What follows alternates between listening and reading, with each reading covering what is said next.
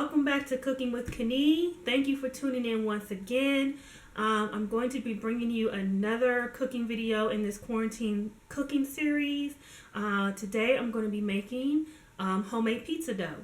Typically I get my pizza dough from the grocery store. It's just a quicker option and they have a lot of good pizza dough in the store. However, we have a little bit more time on our hands, let's just face it, and we can, experiment with things. And also, to be honest, there are a lot of things that are favorite things that we get from the grocery store that just aren't in stock. I could not find pizza dough in the grocery store. So I did have the staples like some yeast, flour, and it's very easy to make at home, so that's what we're going to do. I hope that you enjoy this recipe and you make it at home. If you're not subscribed to my channel, please consider subscribing and give this video a thumbs up. It really helps grow my channel when you like this video, so I really appreciate if you do so. So let's just get right into the ingredients and let's get cooking. Okay, so let's go over the ingredients you will need. You will need some all-purpose flour, some salt, and some sugar. You're going to need a pack of active dry yeast, some olive oil. You can use any pizza sauce of your choice. I traditionally like to use this Ragu Traditional, but any brand that you like will do. Some pepperoni. And I like to use this mozzarella and provolone. It's one of my recent discoveries. I really like the combination. You'll need some oregano, some garlic powder, and all of the ingredients and the amounts will be in the description box. So now I'm adding the flour, sugar, and salt to a stand-up mixer. You want to use a stand-up mixer with a dough hook. And now I'm going to add in the olive oil. And one thing I forgot to show here is how to activate your yeast. You basically want to add your yeast to some very warm water and let it sit for about 3 minutes to activate. Now you don't want the water to be too hot or that will kill your yeast, but I will have all the instructions in the description box on how to activate your yeast. So once it's activated, it will be very foamy, and I just mixed it together here, and then you want to pour that in and add it to your flour, sugar, and salt mixture. So now I'm just going to put the dough hook on, and I'm going to mix it on medium speed at first just to get everything mixed in together, and then I'm going to lower it to a very low speed.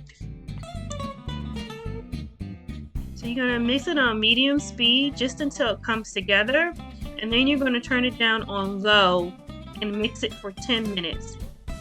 And you want it to form a nice smooth ball. So once it's mixed for 10 minutes, this is how it would look. And then you can remove it from the bowl. Now, I'm just showing you here that it's just a very nice, pliable, soft dough. I really love this pizza dough recipe. Now I'm just forming the dough into an even ball, because what you're going to do is cut this in half, because it's going to give you two pizza doughs where you can make two pizzas. So what I usually do is I make one and then I put the other one in the freezer, and I have fresh pizza dough whenever I want to make pizza. So I take the first ball and I'm just pulling it in, as you can see, pinching it in to itself and then pinching it at the bottom. This helps you form a nice ball for it to rise. So you want to do that to each ball. Just pinch it in a couple of times, and then pinch it at the end, and now you have two nicely formed pizza doughs. So I am oiling 2 bowls liberally with olive oil, and then I'm going to coat the pizza dough in the olive oil. This helps with it not forming a skin when it rises. I actually add a little bit more to the top to help with that. You're going to cover it with saran wrap or a towel and put in a warm place to rise. I actually like to let my pizza dough rise in the microwave with it turned off, of course, for 2 hours. That is really a good place, or you can put it in your oven turned off to rise for 2 hours. So I like to use a pizza stone for baking my pizza. It gives you a very crispy crust. If you don't have a stone, you can use a cookie sheet turned upside down or a pizza pan. In addition, here I have a pizza paddle that I will build my pizza on and slide it onto the stone. Follow the instructions for heating your pizza stone, but generally you put it in a cold oven and preheat it to the highest temperature that your oven will go. My oven goes to 500, so I will put it in a cold oven and heat it in a up to 500 degrees for about 30 minutes. So the dough has risen beautifully, so now it's time to roll it out.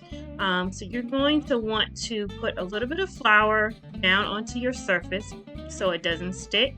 And there's no perfect way to roll out your pizza dough. This is a rustic pizza dough because you're making it homemade. So you can make it into any shape you want. You can do square, you can do oblong, you can do a perfect round, whatever you want to do.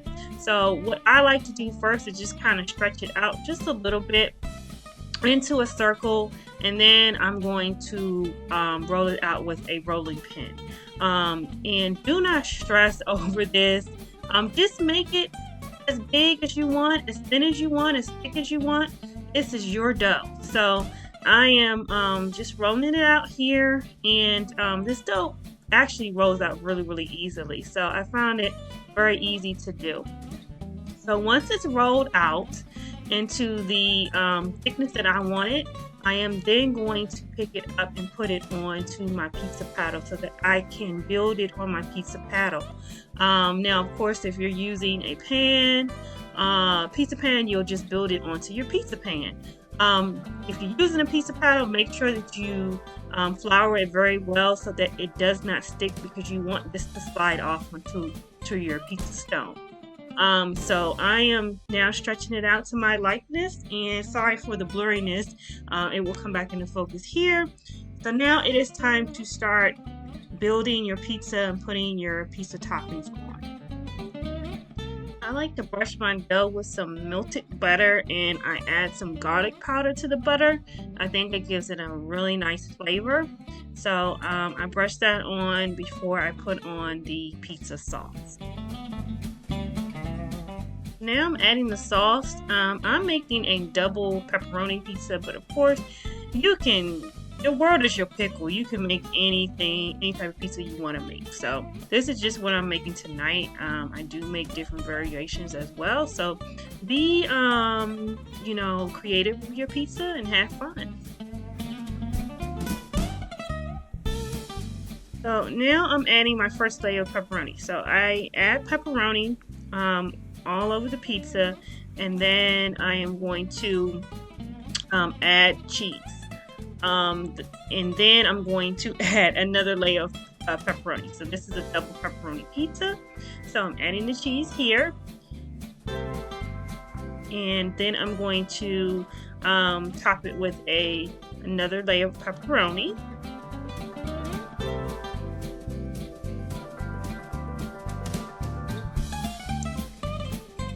So after I add the last layer of pepperoni, I'm going to add some oregano. If you have not added oregano to your pizza, please do so. It adds the best flavor. I'm going to add some garlic powder and some Parmesan cheese.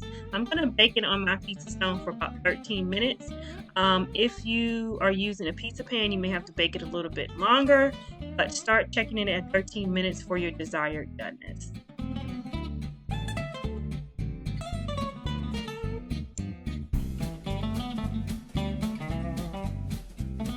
So here's the finished product. It was so delicious. It tasted like I was in a pizzeria.